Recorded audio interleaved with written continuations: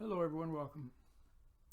Today I'm stopping by to tell you about one of my books here that I don't talk about it very much. It's called A Day with the Lord. It's a beautiful book.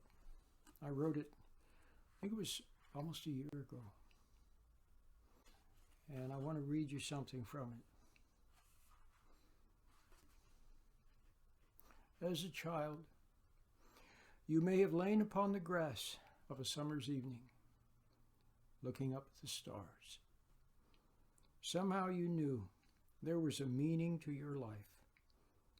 You were sure that a mysterious great adventure awaited you, and it included finding your true purpose in life. Does what I have just written not strike a responsive chord? Does it not call you to awaken from the slumber you have fallen into, from the cares and enticements of life? Awaken now. Brush the sleepy cobwebs from your eyes, stand tall, and begin again to find and live your true life.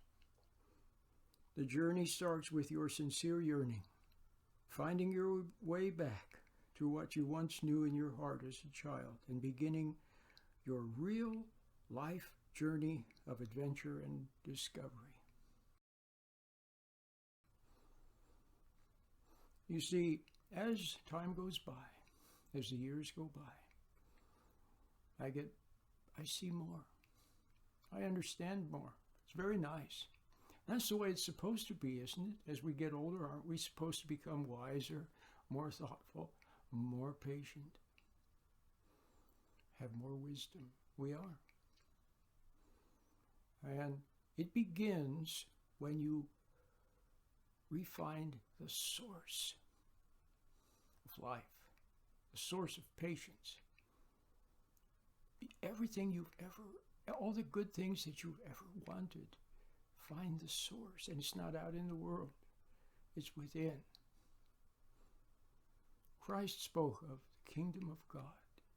He spoke of it as if it were right around him. He said the kingdom of God is around you and within you. It's like a parallel dimension. And you can enter that kingdom of God, begin to live your true life, a life of adventure. Now remember, when you were a child, you read stories, or maybe you saw some nice movies about adventure in a kingdom somewhere with a king and a queen, and maybe you were a princess or a prince or a knight, and there were many great adventures. There was danger, and you conquered the danger. And there was anger, and you conquered it with love. See, it was beautiful.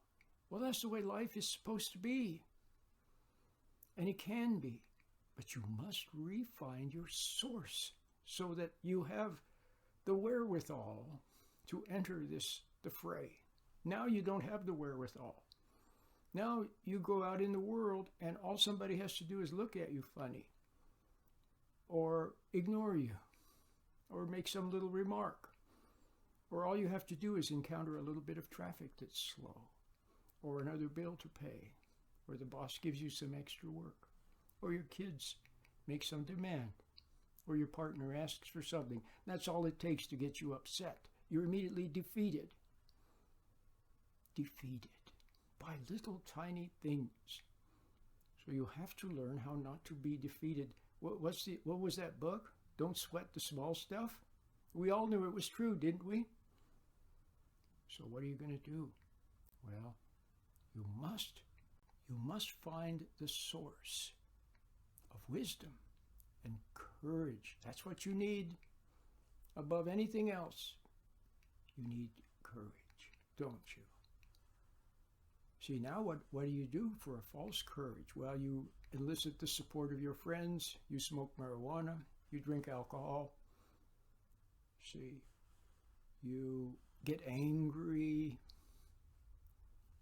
See, false.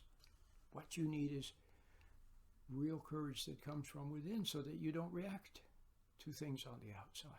The little things and bigger things and bigger things. So you become the noble knight, the gracious princess. See? And then you face adventures, and then with each adventure faced, you grow in courage, you grow in virtue, you grow in character. All right? You refine the source. Now, how do you do that? God told us how. He did. He told us how. And did you want to hear it? Be still and know, God said, that I am God. Be still. What are you doing now? You're rushing after this and rushing after that and chasing after this thought and this notion and that goal. Always rushing from the moment into some worry, some doubt, some distraction. And the distractions are there, aren't they? Oh yes, they pretend to be your friends. They pretend to help you to be distracted, because when you're distracted, you don't have to think about the truth. You don't have to realize your sorry state of existence. But sooner or later, things happen where it becomes obvious. See, then you can't hide anymore. Then what do? You resent it. Stop resenting.